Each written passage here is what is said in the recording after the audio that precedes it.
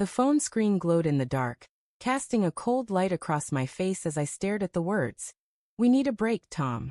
"I'm sorry." Claire's text hit like a fist to the chest, each syllable a splinter under my skin.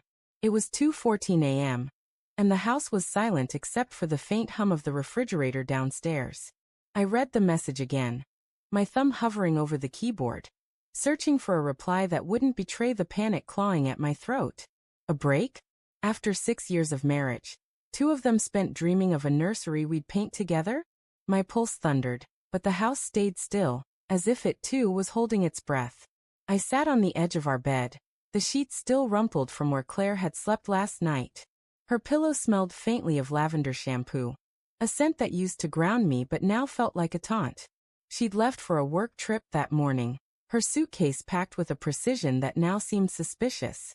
I'd kissed her goodbye at the door, her lips soft but distracted, her smile a fleeting ghost.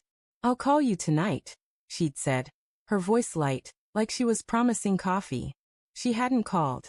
Instead, this text. This knife. The next morning, I brewed coffee in a daze, the kitchen's warm oak cabinets and chipped mugs mocking me with their familiarity. Claire's favorite mug, a tacky souvenir from our honeymoon in Santorini, sat untouched on the counter. I kept checking my phone, expecting a follow-up, an explanation, anything. Nothing came. By noon I was pacing, my footsteps heavy on the hardwood. I called her. Straight to voicemail. I texted, "Claire, what's going on? Talk to me." No response. My mind churned, replaying her recent late nights at the office, her sudden interest in weekend yoga retreats, the way her eyes darted away when I asked about her day. I'd chalked it up to stress. She was a graphic designer, always juggling deadlines. I told myself it was nothing. Now each memory felt like a breadcrumb leading somewhere I didn't want to go. By day 3, the silence was deafening. I sat at my desk, grading papers for my high school history class, but the words blurred. My students' essays on the fall of Rome felt trivial next to the collapse of my own world. I opened Instagram, something I rarely did, and there she was. Claire's story, posted an hour ago. A grainy photo of her laughing, her hair catching the sunlight, a man's arm slung casually around her shoulders. The background was a vineyard, rows of green stretching into the distance. Not her office. Not a work trip. My stomach twisted. I recognized that arm, that watch. Ethan, her ex from college, the one she'd sworn was just a friend, when he'd texted her last month. "Tom, you're being paranoid," she'd said, laughing it off when I'd asked why Ethan was messaging her after years of no contact. Her laugh had been bright, but her fingers had tightened around her phone. I'd let it go, trusting her, trusting us. Now, staring at that photo, I felt like a fool. The caption read, "Chasing sunsets and old memories." Old memories. The words burned. I called her again. Voicemail. I texted Ethan, my fingers shaking. "What's going on with you and Claire?" No reply. I scrolled through his profile, each post a punch. Claire tagged in a wine bar, Claire laughing at a bonfire, Claire's hand resting on his chest. Each image was a shard of glass, cutting deeper. They'd been posted over weeks, some even before her break text. How long had this been happening? How had I missed it? That night, I drove to her office, a sleek building downtown with glass walls that reflected the city's lights. The security guard, a burly man named Carl, recognized me. "Claire? She hasn't been here in days," he said, scratching his head.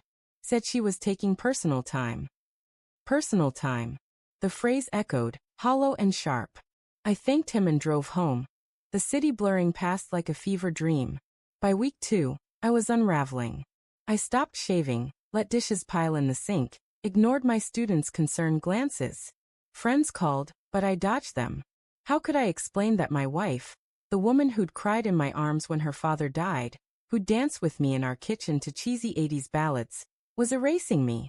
I kept refreshing her social media, a masochistic ritual. Each post was a glimpse into a life I wasn't part of. Claire and Ethan at a jazz club, Claire's silhouette against the sunset, Ethan's comment. "You're my kind of magic." My kind of magic. She used to call me that. I wrote her a letter I never sent, words spilling onto the page like blood. How could you do this? Did I mean nothing? Was it all a lie? I tore it up, the pieces scattering across the floor like confetti from a ruined celebration. I wanted to confront her, to scream, to beg. But she was a ghost, untouchable, her phone off, her account silent to my messages. Then on day 20 she called. Her voice was soft, hesitant, like she was testing the waters. "Tom, we need to talk." My heart lurched, hope and dread colliding. We met at a cafe, a neutral place that smelled of burnt coffee and regret. She looked different, her hair loose, her eyes guarded. She wore a necklace I didn't recognize, a silver chain with a small star pendant. "Not my gift.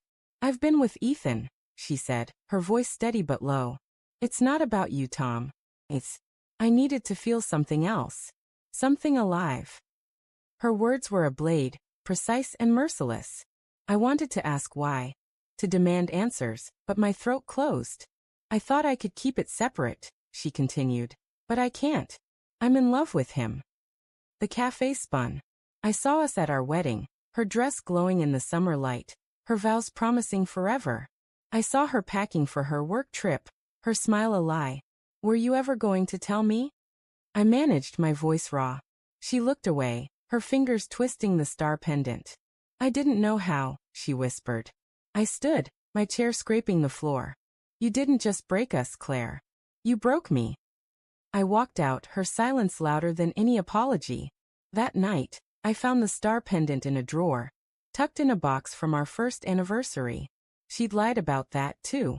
It wasn't new. It was mine, given to her when I thought we were forever. As I sat in our empty house, the truth settled like dust. She'd been rewriting our story for months, casting me out, keeping the pendant as a trophy of her betrayal. I didn't cry. I didn't rage. I just stared at the walls, wondering how I'd missed the moment love turned to ashes.